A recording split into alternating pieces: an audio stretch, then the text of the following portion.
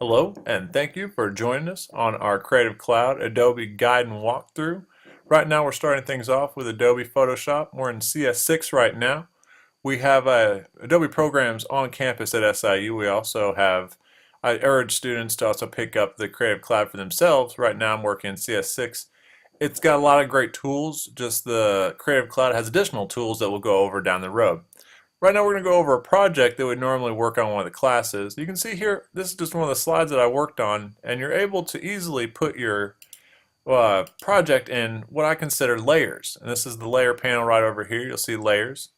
And you're able to kind of go through the different layers and stack them how accordingly. So let's just use the eyeball to turn it off real quick. You see that right there, how it took effect. Turn it back on. We can turn this bottom layer off. So when you really break it down, it's rectangles. I manipulated this one and then I copied it to give it a different look and feel. You can bring images in with different layers. You're able to do a lot. You can bring in animation effects. Photoshop can really do quite a bit. We're going to go over almost a lot of the new tools that it has, but right now we're going to go over a basic way of just making an image. So what you're going to do is you're going to go to File, you're going to go to New, you're going to go, if you're going to open an image, it may come preset with its own parameters, but when you're making a new image, you can set those. You can set them in pixels, you can set them in inches. We're going to do this one 1500 by 700. We can give it a name. We'll call this one Demo 4. We'll hit OK. And then you'll see here that you have a variety of ways of bringing an image in. We're going to first have the selection tool here, the move tool.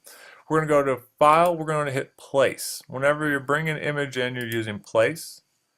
And then what we're going to do is we're going to go through, you can go through a couple different ways of finding a file, which is interesting. When you're using a Mac, this is a couple different ways you can go through finding a file in Photoshop. We're going to go through here real quick. We're going to find a beautiful flower image that we're going to use. So we're going to place it. Whenever you bring an image in, we're placing it. So we went to File, Place. Now we found the image and we hit Place.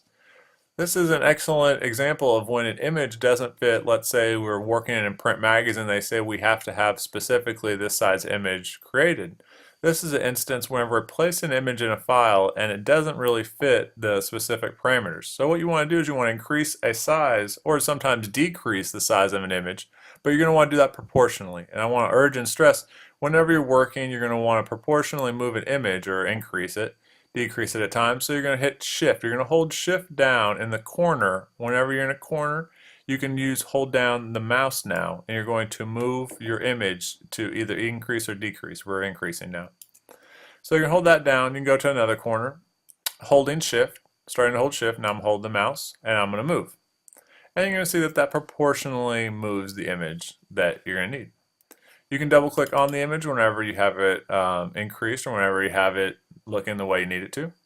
So what we're going to do now is we're going to manipulate half of the image. And we're going to do this in almost a natural effect. We're going to use the rectangle marquee tool and we're going to select half of the image. So I selected this specifically so that I had these flower petals lined up. Now I'm going to have the selection tool here, so this area is going to be selected, it's going to be what's changed, and this area over here is going to stay constant. So within our selection area, we're going to go to, I'm going to go to Filter, and then we go to Blur, and we'll just go to the Gaussian Blur. You can see a somewhat of effect being brought here, and then we're going to hit OK. So whenever we do this effect, it's almost like we're taking the photograph naturally with a aperture priority that's set on the camera. This is a trick that we can do in Photoshop later. So a lot of those tricks that you see, we can do them live here in Photoshop. So what we're going to work on now is saving the image, and then we're going to have it ready as either a JPEG or a PSD file. We'll go to File, we'll go to Save As. And we'll just go ahead and save it as a Photoshop file. Then we can also save it as a JPEG file too. So demo 4 JPEG, and we're good.